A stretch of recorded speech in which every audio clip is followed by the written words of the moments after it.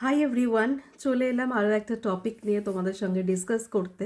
আচ্ছা, এরকম কি তোমাদের সঙ্গে হয়েছে যে তোমরা কাউকে কোনো একটা জিনিস বোঝাতে চাচ্ছ, কিন্তু সে আলটিমেটলি বুঝতে পারছে না, আর তোমাদের মনে হচ্ছে যে এত সিম্পল, এত ইজি একটা ব্যাপার এই মানুষটাকে আমরা বোঝাচ্ছি, কিন্তু এ বুঝতে পারছে না হোয়াটস wrong with him or her. এরকম মনে হয় কি?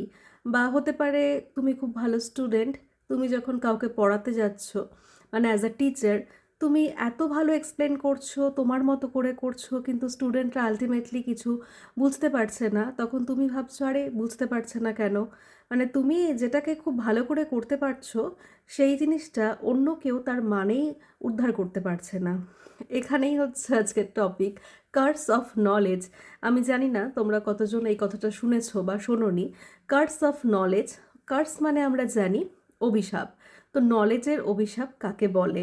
মানে ধরো, আমি যদি কোনো একটা ব্যাপারে খুব বেশি জানি, মানে এতটা ডিটেলে জানি, তখন আমার মধ্যে একটা ব্যাপার চলে আসবে যে আমি মনে করব আমার আশেপাশের প্রত্যেকটা মানুষ সেই ব্যাপারগুলোকে আমার মতো লেভেলেই জানে, কিন্তু এটা তো সম্ভব না।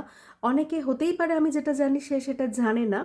এবার আমি তাকে আমার লেভেল থেকে বোঝাবো, কিন্তু সে কিন্তু তার লেভেলে দাঁড়িয়ে আছে। মানে আমি ওকে যা বলছি, যা টার্মস ইউজ করছি, যে লেভেল থেকে বোঝাচ্ছি, সে ওই লেভেলে নেই। মানে তাকে আরও নিচের লেভেল থেকে লেম্যান ল্যাঙ্গুয়েজে বোঝাতে হবে। কিন্তু আমি ভাবছি, আর এটা সিম্পল জিনিস, সে কেন বুঝতে পারছে না? কিন্তু ওর লেভেলের সঙ্গে তোমার লেভেলটা ম্যাচ হচ্ছে না, বা আমার লেভেলটা ম্যাচ হচ্ছে না, তাই জন্য ও বুঝতে পারছে না। মানে আমি একটা জিনিসের ডিপলি নলেজেবল, মানে যে আমি ধরে নেব আমার আশেপাশের লোকেরাও সেই ব্যাপারে নলেজেবল, আর আমি সেই পার্সপেক্টিভ থেকে তাদের সাথে কথা বলবো। এটাই হচ্ছে কার্স অফ নলেজ।